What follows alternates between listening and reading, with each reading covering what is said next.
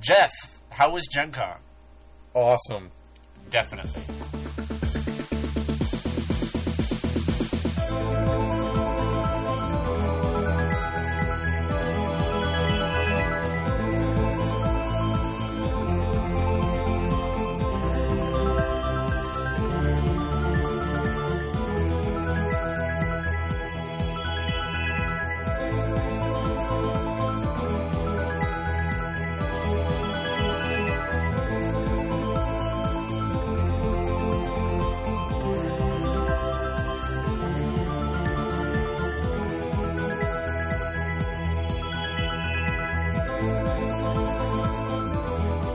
I'm Judd. And I'm Jeff. We are the Sons of Kryos, a podcast about gaming, particularly in the Ithaca area. This is our first show of two for GenCon, which we attended this year. And this show will have all of our interviews. We did 5 interviews, and we are going to broadcast them right here for you with a short introduction before each. And our second show is going to be pretty much about our experience at GenCon. It's going to be 2 geeks ranting about what an awesome time they had, pretty much. So you'll probably just skip that one. But you shouldn't. No, you won't. All right, let's get on with who we actually interviewed. Our first interview was with Sean Mooney of Mad Moon Rackets. He produced a game called Made Men. Our second interview is with Jared Sorensen of the Wicked Dead Brewing Company. And our third interview is with Ron Edwards from the one-man juggernaut Adept Press and the co-moderator of The Forge. Our fourth interview was with Chris Dupin. He is a star in the Gamers movie. He played Mark, and he's with Dead Gentleman Productions. And our fifth interview is with Monty Cook from Malhavoc Press. I'm very happy with the spread of interviews we got. I was very pleased with that. Yeah, everybody kind of talked a little bit about, well, not each other, but they hit on different groups that are involved in this interview. Absolutely. What we did with these interviews, what our goal was just to find out what kind of time they were having at GenCon. So you're not going to find things about their gaming history or how they got into gaming. That wasn't our goal. Our goal was just to find out what kind of weekend they were having and what they were looking at while they were at the con. And it's really nice to, as we talk to these people, to find out that they're just gamers like us. Absolutely. The line between, yeah, it was great. It was just fantastic. It was a lot of fun. They were just fun gamers to talk to. And I had a lot of fun, just a lot of fun getting them recorded. It was cool. Yeah. You're also going to hear a bit of background noise in the interviews. Absolutely. Because we did our interviews on the GenCon floor. You will hear it. It'll be like you're right there. All you need is a little bit of the smell. It's like 3D podcasting. Yeah, absolutely. Oh, does that work? Can you not quite, but you get the idea. All right, let's launch into our first interviews intro. All right, what's your name, sir? Sean Mooney. And you are here with your game. Yes, my company is Mad Moon Rackets. We wrote Made Men. Welcome to the family. Nice. Well, is this your first year at GenCon? First year GenCon Indy. We actually released our debut at GenCon SoCal. Okay. And how's it going for you? I mean, I think releasing your game it's rough with these booths, Absolutely. Aside from having a bad location this year, we're doing very well. We sold out at GenCon SoCal. This year we came back with games and some T-shirts on top of that. Sold out of T-shirts and are quickly dwindling in stock on books. Congratulations. Wonderful. Thank you. So when people come to your booth and they say, why the hell should I buy, punk down my $20 for this? What do you tell them? I tell them, first off, that it is the only 1920s Mafia game out there, and everybody loves the mob. You watch The Godfather, Goodfellas, you're instantly in the mood for a game. The D10 system, really smooth and easy. I'm not against D20, but it's not my preference. I don't like being bogged down by dice rolls for hours. It's really quick and easy. You get back to the role play, which is what's really important with the game. It's got a little bit for everybody. You got the physical aspect, obviously. Go rough people up, strap on a Tommy gun, go to work. The social side of the mob, setting up extortion rackets, diplomacy with other families, bribe the mayor to make sure his loyalties are in the right spot. and you even got a whole section for businesses. You can set up your legal fronts, your pastas, your bakeries, and have your speakeasies running out the back, which is your real cash cows. Fantastic. Now I have to ask, when you were doing research for this game, did you have to do like an internship with a mob or something? You know? I can't speak about that. All right. And about the process of getting these books here, what were the steps that you took to go from, hey, I've got this idea that would make a cool game, to I'm sitting at GenCon and most of my stock is gone? Like, what's in between? The quick and dirty version is I was sitting up at 3 o'clock in the morning one time and said, hey, I really want to play a mob game. There's no mob games out there. So I started writing. 2 years later, after a lot of research, meeting a couple of my idols, among them being Dave Williams from AEG and John Wick, who was a major inspiration for my game. Wrote the game out, went through a private publisher, went through my own publisher, private printer, and printed up a run of books, went to GenCon SoCal, and it kind of went from there. Nice. Have you guys had a chance to participate in any demos here of other games, or have you given a lot of demos of your game here? We do some demos here at the booth, and we did some demos at GenCon SoCal. We have participated in a couple of the demos. Unfortunately, since we're a small press, we don't have anybody else manning the booth, so we kind of have to stay here most of the day. But when we get a chance, we go out and see what everybody else has to offer. Excellent. Anything at the con particularly that stood out to you with your own experiences or without, or out in the floor or anything? Wicked Dead Publishing, John Wick's company, Jared Sorensen, awesome stuff. I mean, they got a lot of great products. Let's see here, I saw an Atlantis game which caught my eye. My fiance actually has been trying to write one of those for a year and a half, so she's going to be disappointed. But yeah, just those were the two major things that stuck out in my mind. Thanks. Great. Our second interview was with Jared Sorensen of the Wicked Dead Brewing Company. He is probably best known for the following 3 games. He did Octane, which is a game of psychobilly B-movie madness. He did Inspectors, which is a cross between reality television and Ghostbusters. And if that doesn't sell you on it, that's not the game for you. And he also did a game called Lacuna, which I honestly don't know how to describe. I have no idea. He did these 3 games. They all they seem simple at first, but they're elegant and they're well done. Nice. I was really I was very pleased with meeting Jared. He was really enthusiastic about the Sons of Kryos. He was. He's one of the first people who came up to us and just said, wow, I really like listening to your show. And he emailed us and just let us know that he was digging on it. And when we got to the con, we were talking about interviewing people. I said, we've got to interview him because he's a fan. Just as like we're a fan of his games, he's a fan of the show. So that's rocking. Yep. And his interview went great, and he actually recorded a few sound bits for us that we're going to use in future podcasts. Absolutely. So thank you very much, Jared. And without further ado, here's our interview with Jared Sorensen. So we're just doing about GenCons. It's not really like about your history with, which we're probably sick of saying anyway, with the Wicked Dead. I just want to talk about like how your time at the con has been and like how your weekend's going. Sure. How's the weekend going for you? It's Sunday. You can kind of look back and see the shape of it all. What do you think?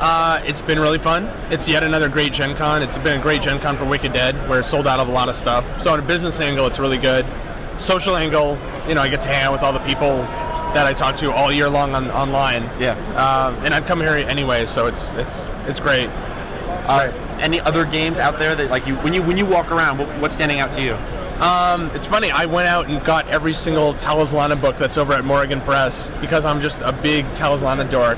Yeah. Which is kind of antithetical to my entire being as a game designer because it's a very developed world and it's very kind of not especially focused rules, but it was like a formative game, so I just had to go over there. I've got a geek confession to make in that line. My sign-in name, my handle, Paka, that character was a Mogroth, which is like a Talislanta race. Yeah. Because they're the sloth people. Yeah. He was one of the sloth people. At least you weren't Paka the Jaka. That's true. Because that would have been ridiculous. Indeed. But no, it's great. I love Gen Con. I love it. And we had the RPG seminar, Yeah. How'd that go? This was awesome. Standing room only, 4 sessions lasted the entire day. Oh, wow. I only noticed a couple people coming and going. Right. It was pretty much a captive audience for whatever, 10:30 to 4:30. It was crazy. What was your bit about? Like, what was your there was 4 sessions. Vince Baker did understanding role-playing kind of theory. Luke Crane and I did game design, which is a lot of fun, because Luke's great. And John Wick did setting and world building. And Clinton Nixon and Luke came back for another one for publication, Print and Pixel, it was called, e-publishing and print publishing. And everybody came up to me afterwards, and they've been continuing to come down and just tell me how great it was. So it was kind of an experimental, like, hey, let's see if we can do this, and it worked. And awesome. Next year is going to be even bigger, hopefully. I hope we get to someone gets to record it next year. Yes, I'd like to. I'd like to get that tape, I think, into a DVD would be great. That would be interesting. It'd be weird, but interesting. Have you done any gaming? I played Barbaren, which is a game that they're working on over at the Forge, which I think I can't talk about because you might have a general audience restriction as far as content.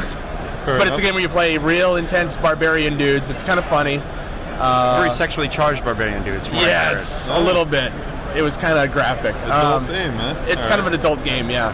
It was interesting. And then I played Octane. Yay, Octane, which is a game I wrote, but I got to play it. I got to play Jungle Jim, Hard Rockin' Caveman from the future. Nice. He's a genius, but he's all caveman, so it's kind of funny. Good. Who'd you play that with? That was with who ran it? Todd Luke. Well, see, I guess I can clue people in. Every year, ever since Octane came out, Todd Lukehart, who's a game writer who does stuff for Green Run and runs this yearly Octane game for all the people. Well, not all the people, but a select group of people at GenCon. And this is the 4th game that we've done, 4th year. That's awesome. What a great tradition. So it was Matt Snyder, me, Jason Blair. It was all like the young upstarts, and it was a lot of fun. Cool, excellent. So you just get together after the con is over, after the dealer closes down. We get together. I had my iPod plugged in, played some Judas Priest and surf rock. We had some really terrible food and like junk food, and just played Octane. It was fun. Fantastic. So I have a question. Who else is at your booth with you? It's me and John Wick. He's my partner. One of the people who designs for us, I guess, although she keeps all the profits from her sales and everything, but she kind of works underneath us, is Annie Rush, who did Run Robot Red, and then Sean K. Reynolds, who's a D20 guy. We're sharing a booth with him, and he's doing a game called The New Argonauts, which is about mythic Greece. Nice. And he's very cool guy. We actually, for the next year, for the workshop, we want to get him to do a D20 track. Right. To talk about D20, because it's such a different... It's got a lot of similarities between what I do, but it's a parallel track. Yeah, absolutely. Not a lot of crossover. What do you have to suggest to someone who didn't make it to GenCon this year? They're thinking about doing it next year. What word? Go. Get together with people online. You know, it's fun to go alone, but it's fun to have people that you can hang out with at the con, and also to split hotel costs because it can get pretty pricey. But come, it's the geek mecca. You have to come once a year, or you have to come at least once before you die. Fantastic. And remember, you will die. That's the plug. You don't get it, though. I think And You Will Die is a great place to end. Yeah, can I say Sons of Kryos? Yes. Sons of Kryos. Excellent. You can use that as a bumper. Thanks a lot. We really appreciate it. Thanks. Our third interview is with Ron Edwards, who is the one-man juggernaut behind Adept Press. He put out such fantastic games as Sorcerer and Troll Babe and Elves. He is also the co-moderator of The Forge, and just a really interesting person to talk to about gaming and the subculture and the act of it, the act of gaming itself in general. If you get a chance to chat with him or demo one of his games, definitely take it up with. Just go for it. And he's just a really nice guy, really pleasant demeanor, and a really fun interview. He is on the ball about everything gaming. I mean, he's just on the ball.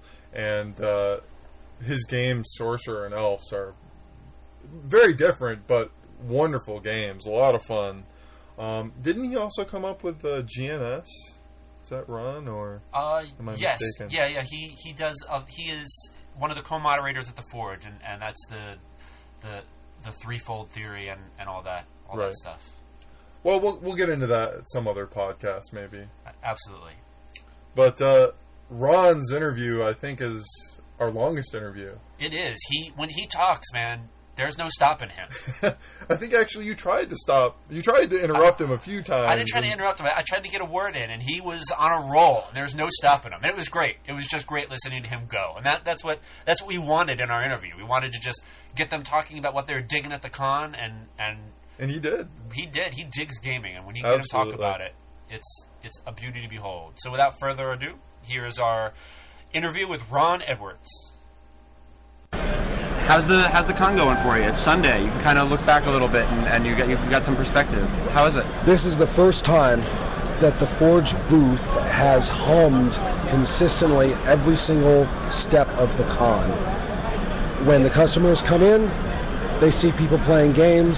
Those demos are over within moments and the new ones start. And this time the customers are in them, and from that point on through the rest of the day, those demos are running until closing, and each one is only 10 to 15 minutes long, and every time one is over, the table is open for maybe 30 seconds before another demo starts. Nice. How many tables do you have there, Ron? We have 5 tables of demo space. Each one seats 3 or 4 people. We have a stand-up, and we have a very small area dedicated to actual stock and sales.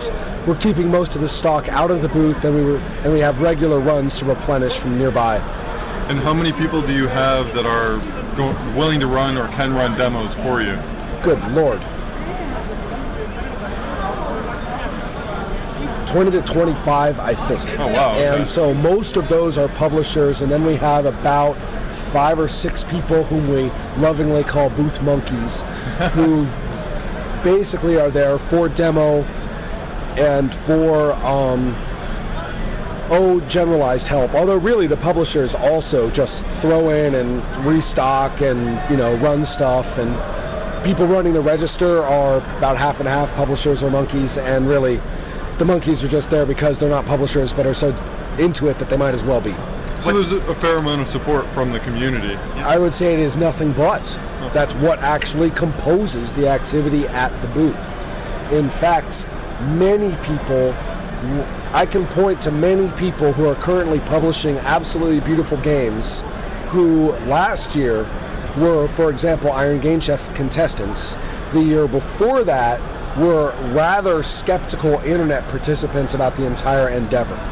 And that is not just this year. That has been a cycle from 2001 to 2002 all the way through the present. That you have people who are entry level every single year. In fact, that's one of the things I was most worried about, was that after a couple of years of success, that the place would simply become the home of the games that made it in through the first cycle. And instead was what we are seeing entry level at every point in the cycle. We have games like I just described, but we also have games from people who put out a pretty damn expensive hardback last year, got absolutely screwed by various arrangements of distributors and fulfillment houses and so forth, and now need a place to come to rest. They've got a good game. They have a lot of vision behind it, and they simply have not been able to cope with the incompetence or, in some cases, corruption that they've encountered, and they simply say, I need to be somewhere where people actually care about me publishing my game too.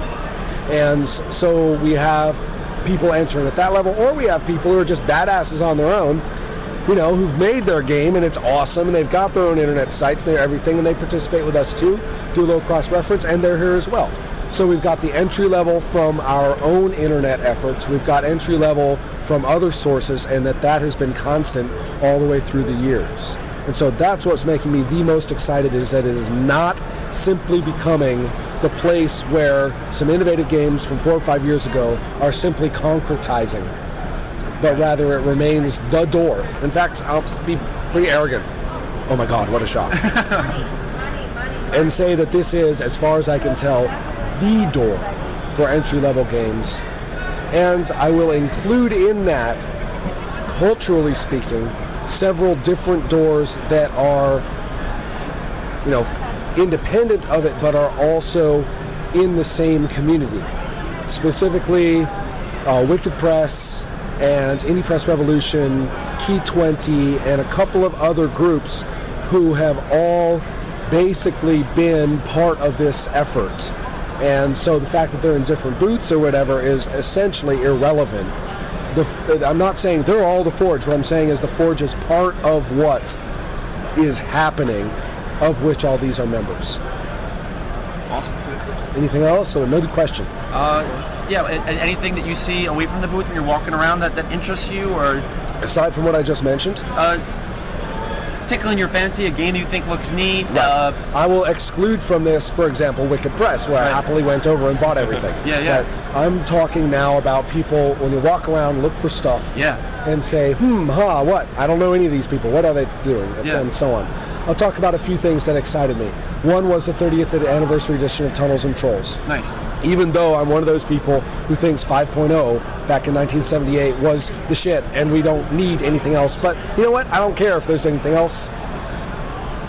Not by caring is I don't mind if there's anything else because I want it too. Yeah. It's Tunnels and Trolls. Go play it. Everybody should go play it. Awesome. That's one thing. Another thing, Mike Merle's Iron Heroes. Hey, I'm a sucker for great art too. I walked past it. I said, I want to play that guy. So if you want D20 stuff, Mike Merles is the man to go to. He knows the system. He knows what he's doing, and the game will work. And so I was very happy to see that his dream setting, his dream work over the last umpty-ump months is really here and is available. Deliria, he runs Laughing Pan Productions. They've got their booth again. Phil Brucato is doing his dream game. They've also got a great little card game about mad doctors and their minions, which, sort of something near and dear to my heart, certainly. And so they've got their booth. And as usual, I went around looking for folks that have never had any contact with support from other people, and they've put out their game lovingly, and they paid gross amounts of money for their booth, and all they've got is their sign that GenCon supplied, and all they've got is a stack of their games. And I've been going around passing out cards and buying the games as usual. Right. And so there's a few games of that sort that the people involved are sort of like, yay, we're at GenCon, but after 2 days they're kind of going, it's not quite what I thought it was going to be. And so to lend a little hands there and just say, come on over, take a look, and we have had people interact with us at that level and who are now selling really powerful games and more than making back their GenCon investment by the end of the second day. Fantastic. So that's my typical GenCon activity. Nice. Not to mention all my schmooze sessions with, you get together with someone that you have your yearly sit-down lunch, right. and bust brains for a while. And I've been doing that too. Have you gotten any gaming in? It's all I do. Right. I have been running demos all day, every day, and I have played gross amounts of my own game because I really felt like doing that this year. Mm-hmm. I often don't, or rather, I often put that aside and work on other people's stuff. Today, or rather this time, I've indulged and run a fair amount of Sorcerer and Elves. And I was running Troll Babe, and then it was all gone. So, there you go. Has any demo happened where it was just particularly... I'm sorry. Hold on a second. But I have also played in a ton of other people's stuff, and I am astounded by so many things. If I singled anybody out in this conversation, it would be absolutely unfair to 15 other people, and it would only just make sense for you to scan the list of titles at the Forge booth and see what is there, and I would say, I'd point at it with a shaking finger and say that, right, if you asked me what I liked. So I have had incredible demos from a wide variety of games there, including, and I'm going to single one out anyway, including a card game about fighting with armies. And if you know me, you know that a card game about fighting with armies is something that I kind of had a nice, healthy steak and cheesecake with back in 1993 and 1994, and I'm all done with any kind of card game where you sit down and fight with armies. Except this one is really, really, really, really good. And it's called Infinite Armies from BTRC, and I'm floored. I'm floored because it's the kind of thing if someone said, hey, let's do this kind of game, I would have said, you're high. But it was great. I'm trying to block that. Oh, good. Awesome. Any demo where you really felt like the light went on and you and the other person connected? Someone you were playing with, some new person you were demoing with? Yes. Some after-hours gaming that just particularly rocked your socks? There were several. One was that I saw two of my friends who didn't know each other playing the game Breaking the Ice, and I saw the game Break the Ice. And that's a game about dating. Yes, and I want to point out that I've quickly come to realize that the title is not referring to the characters. Right. And so it was wonderful to watch that. It was wonderful to play in it as well. It was also quite something to me to discover. Let's see. It was quite something to me to have a person sit down relatively reluctantly to play a Sorcerer and Sword demo, for her eyes to light up. Now, bear in mind, I've been doing my demos a little oddly. There's only one protagonist, all played by three people. To watch the person's eyes light up and for her to take leadership over this group of people playing this character and to say, oh no, I know how this is going to go. I know what this is about. I know who she is. And of course, you realize what she's saying. The character doesn't exist. Who's she saying? Who's she talking about? She's talking about herself. She gets the game. Saying who I am. Right. And that means she gets the game. Right. And I can only look forward at that point to happily GMing in the most reactive and relaxed way imaginable, and it's all going to be good. Nice. And that's the kind of thing I've been seeing a lot. Fantastic. I think it's a nice place to bring Thank you very much, Ron. Thanks, Ron.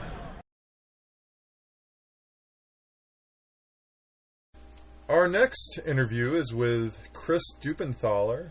He played Mark in the movie The Gamers, and he is with Dead Gentleman Productions. I actually came across Mark in the dealer area walking around in a costume before I was going to the costume contest, and he came up and we started talking. I honestly thought that he was a bigger man in life. Seeing him only in the movie, he's playing this big, berserker, and I kind of expected him to be a really big guy, and I'm 6'3", so he was a bit shorter than me, and that was just something I noticed. But what a nice guy! He is a super nice guy. I've heard around on the internet that all of the people from Dead Gentleman Productions are just incredibly nice, and I've just heard just great things about all of them. So it was nice to get him in an interview, and it was also nice to meet a celebrity. Absolutely. I mean, really, he's one of the first gamer movie stars. When I say, I don't know. I don't know too many movies about gaming, unless you're talking about like the D&D movie, but I can't. Let's not. Yeah, exactly. And without any further ado, here is Chris Dupinthaler. So you're Chris, how do you pronounce your last name? Dupinthaler, actually. Dupinthaler. It's phonetic. Okay. It's long phonetic. All right. And you were Mark? I'm Mark in the Gamers, and I'm from Dead Gentleman Productions, and we've just been doing conventions and all kinds of stuff here with the movie.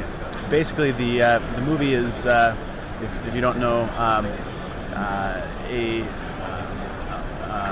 it covers kind of a fantasy world and the players who are playing a tabletop role-playing game creating it. And you just came out with a sequel. Yes, the sequel will be out next year. Okay. We just had a screening of the making of, which was last night at 10, and it was fabulous. We packed the hall that we were in, and we didn't have room, even standing room, for everyone that came. Wow. Yeah. So we ended up doing another showing late, and got everyone to see it and everything. It was a great response. It was just absolutely fabulous. So we've got that. The new movie Darkness Rising, Gamers Darkness Rising, is coming out next year, and we've got it filmed. So we're in post-production editing stage now, and wow, we've got a ton of great footage. It looks beautiful. We were able to put a little higher production quality into it. Mm-hmm. It the success of the first one has allowed us to kind of ramp up and do a film that looks more professional, has a little more care taken in the the production, the acting, the crew. We hired a fabulous crew who just worked their butts off, and turned out a beautiful look and feel to it. I imagine you guys have a lot of fun doing it as well. We have a great time. You really shouldn't be in the gaming industry without having fun. Absolutely. Do you guys game together? Yes, we do. What do you play? I personally play the most Dungeons and Dragons, and I've through the years I've played first, second, third edition, and use. Actually, an interesting thing, in the first Gamers, we didn't have the rights to use any rule system. And so you'll see all the books are covered with brown paper, and we kind of, but you can kind of see some of the stuff.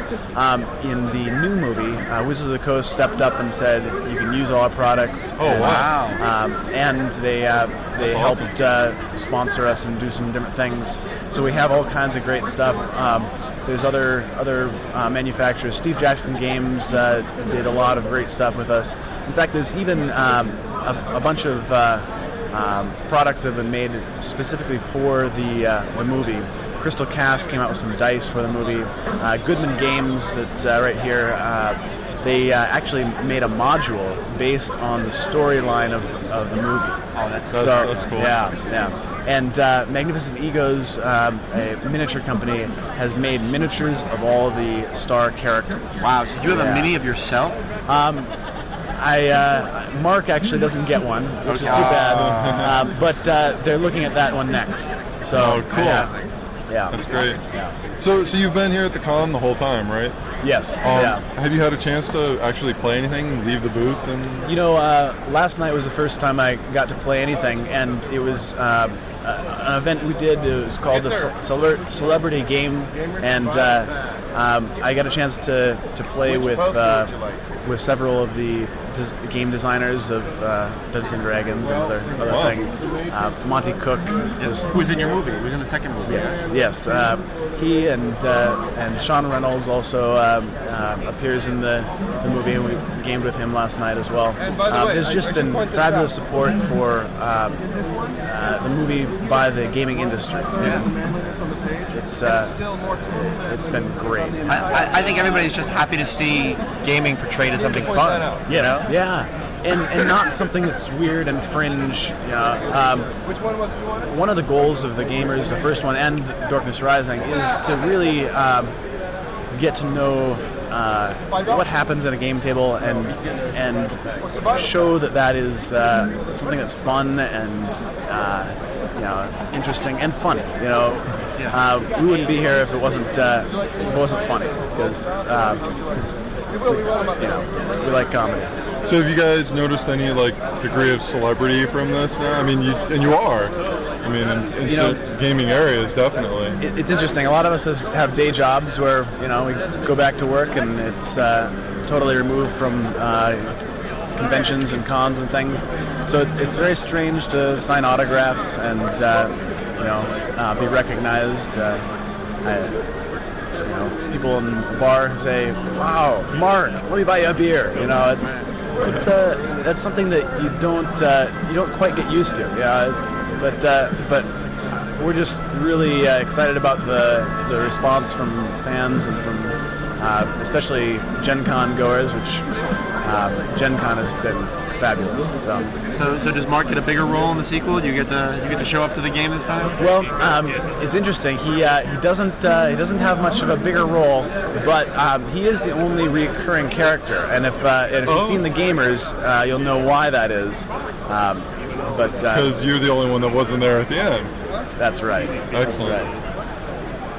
All right. Well, hey, thank you very much. It was nice meeting you, and we'll probably see you around next GenCon if you're here. Yeah. Absolutely. All right. Well, thank you. Good luck with the movie. All right. Thanks, Chris.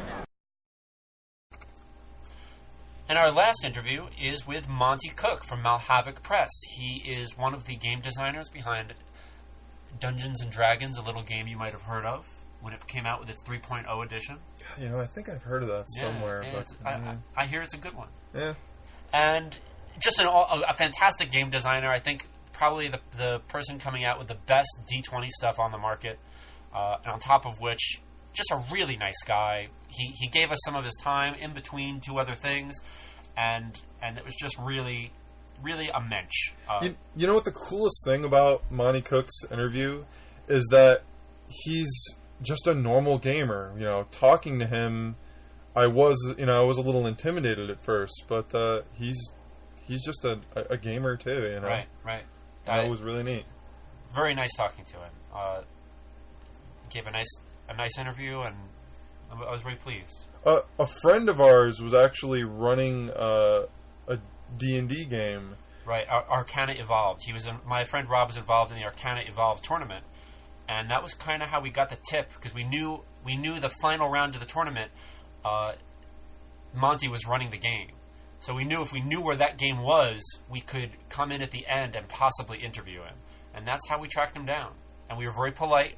We let the game be. We didn't get in anyone's way. We didn't get in the gamers' way who had won the contest. We wanted them to have their time with Monty. But while he was packing up, he gave us a really nice interview. Yep. It was just a lot of fun, and it was pretty short, but you know, he's a busy man. So definitely. Here is our interview with Monty Cook. How was 2005 for you? Went really well. Really well. I'm a little tired, a little tongue-tied, as you can see. Everyone is, I think. But I just finished the final round of our 3-round Arcana Evolved tournament, and that went really well. Had a great time. And the rest of our convention, we've been doing Iron Heroes demos, new book that came out just a couple weeks ago. We're sold out here at GenCon, so that probably means something good. Yeah. And we've been doing a lot of support for that, and it's been really great, but I'm a little exhausted.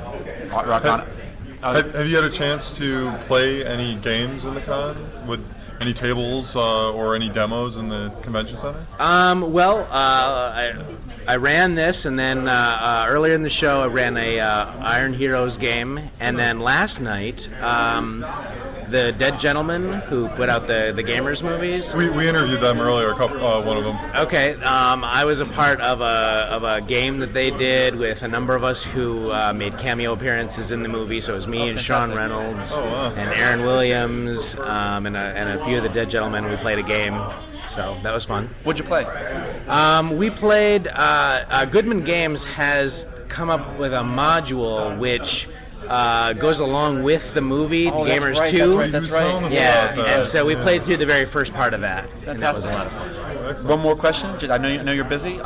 When you're walking around the con, you're kind of looking at stuff. Anything stand out to you this year in particular?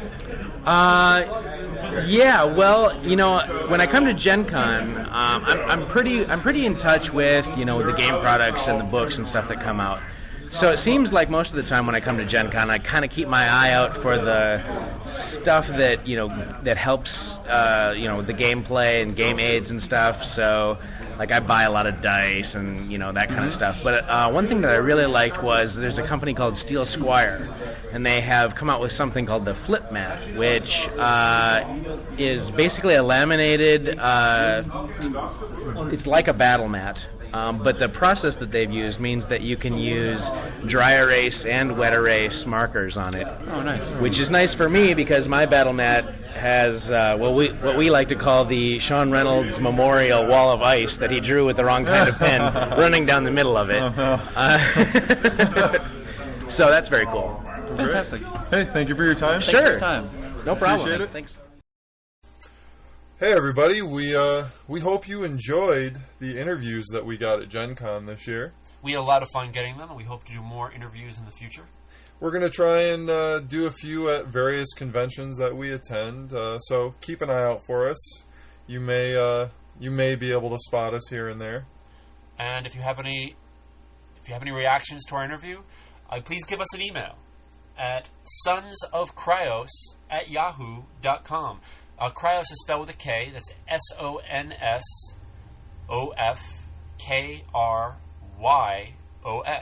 Sons of Kryos@yahoo.com.